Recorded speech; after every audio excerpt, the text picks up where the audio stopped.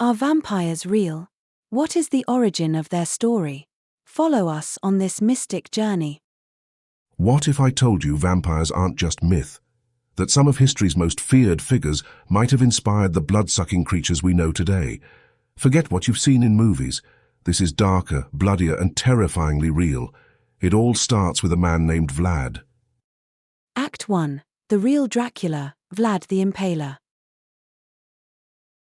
Vlad III, known as Vlad the Impaler, ruled over Wallachia in the mid-1400s, a small but strategically important region between Christian Europe and the Ottoman Empire. Wallachia was constantly under threat, and Vlad had to secure his rule through extreme means. Vlad's father was a member of the Order of the Dragon, a chivalric order sworn to defend Christianity, but it was betrayal and political instability that shaped Vlad's rise to power. He used fear as a weapon, publicly impaling enemies on stakes as both punishment and psychological warfare. But this wasn't just cruelty for cruelty's sake. Sources suggest this method of execution was inspired by earlier times, used by both the Assyrians and Romans as a form of brutal deterrence. By the time he was done, thousands of impaled bodies lined the borders of Wallachia, sending a clear message to invaders and dissenters alike. His horrific reputation and bloody reign inspired the legend of Dracula, his name forever linked to the image of a bloodthirsty ruler. Act 2. The Blood Countess, ErzsébetBáthory. Then, centuries later, came another figure shrouded in blood, ErzsébetBáthory, the Blood Countess of Hungary. Born into one of the most powerful families in Eastern Europe, Erzsébet used her position to indulge in her darkest desires, if the legends are to be believed. It's said she murdered hundreds of young girls, bathing in their blood to preserve her beauty and youth.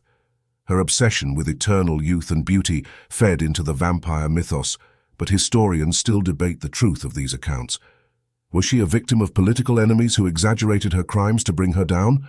Or was she really the monstrous figure history remembers? Regardless of the truth, ErzsébetBáthory has become an iconic figure in horror. Her story woven into vampire lore, inspiring countless books, movies, and even music. Act 3. Historical figures who fueled the vampire myth.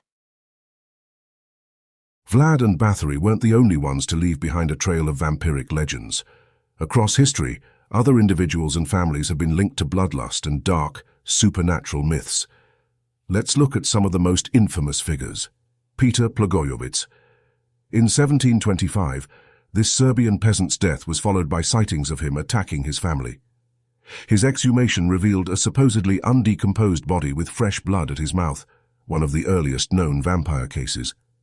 Arnold Powell, another Serbian vampire case from the 1730s, a soldier who claimed to have been attacked by a vampire. His own death led to reports of vampiric attacks in his village until his body was exhumed and destroyed. Mercy Brown. In 1892, Rhode Island witnessed America's most famous vampire case. Mercy Brown's body was exhumed after her death, with her heart removed and burned to stop her attacks on family members suffering from tuberculosis. Jura Grando, a 17th-century Croatian peasant who was said to rise from the grave and terrorize his village. His exhumation and decapitation were believed to finally end his vampiric activity. Gilles de Rais, a notorious French nobleman known for his brutal killings, de Rais was believed to be involved in dark occult rituals, leading to rumors of vampirism. His thirst for blood cemented his connection to the vampire myth. Countess Dollingen, a lesser-known Hungarian noblewoman whose name appears in Bram Stoker's Dracula's Guest, and who was tied to vampire lore for her mysterious death and resurrection. Michael Ranft, a German scholar who wrote about vampirism and worked to explain the phenomenon. His studies contributed to the academic understanding of vampire myths, blending fact and folklore. Prince Vladislav Basarab. Often confused with Vlad the Impaler, Basarab's brutal reputation also contributed to vampire legends in Romania. Lilith. A figure from folklore, Lilith is considered a demon who preys on newborns, symbolizing vampiric traits long before the modern vampire myth emerged. The Strigoi. Creatures of Romanian folklore, the Strigoi are restless spirits who rise from the grave to drink the blood of the living, contributing heavily to the modern concept of vampires. These historical figures didn't just feed into the myth of vampires, they shaped it. Their stories continue to echo in the tales of bloodthirsty creatures that we know today. Act 4. Royal Bloodlines, Aristocrats and Vampire Myths. But it wasn't just these individuals. Throughout European history, rumors persisted of royal families tied to dark, supernatural practices, especially vampires. European aristocrats were often isolated, with wealth and power that seemed to transcend normal life. In the public's imagination, this made them ripe for stories of secret blood-drinking rituals and unholy pacts for eternal life. In particular, during the Enlightenment and Romantic periods, tales of these vampire-like royals spread. Many believed that some aristocrats even dabbled in the occult, seeking ways to extend their lives or maintain their power. From the haunted castles of Central Europe to the remote estates of France, the image of noblemen and women feeding on the life force of others became a chilling symbol of unchecked power. And as these myths grew, the line between fact and fiction became increasingly blurred. Act 5. The legacy of vampires in pop culture. The stories of Vlad the Impaler, ErzsébetBáthory, and the others we've discussed didn't just die out with history. They became immortalized in pop culture. Vlad's brutal legacy directly inspired Bram Stoker's Dracula, one of the most famous works of Gothic fiction, which cemented his place as the archetypal vampire. ErzsébetBáthory's story has found its way into countless horror films, TV shows, and books, becoming an enduring symbol of vanity, cruelty, and bloodlust. Modern vampire franchises like Interview with the Vampire, Twilight, and The Vampire Diaries have continued to draw from these historical figures, echoing the themes of power, immortality, and the dark consequences of bloodlust.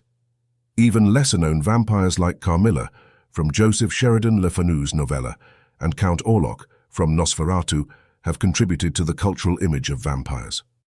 Vampires remain one of the most enduring and adaptable figures in popular culture, symbolizing everything from forbidden desires to the fear of death and decay. From literature to film, video games to comic books, these figures have transcended history, leaving behind a cultural legacy that endures to this day. Conclusion. We may never know the full truth behind these legends, but Vlad the Impaler, ErzsébetBáthory, and Europe's royals left behind more than just stories. They left a legacy that continues to shape our understanding of vampires. Were they real vampires? Or did history twist their stories into something darker and more monstrous? The mystery remains unsolved, but one thing's for sure: the legends aren't going anywhere. These mysteries are just the beginning. Get ready for an incredible journey of unexpected discoveries. Like and subscribe to find more secrets of the past. Thank you.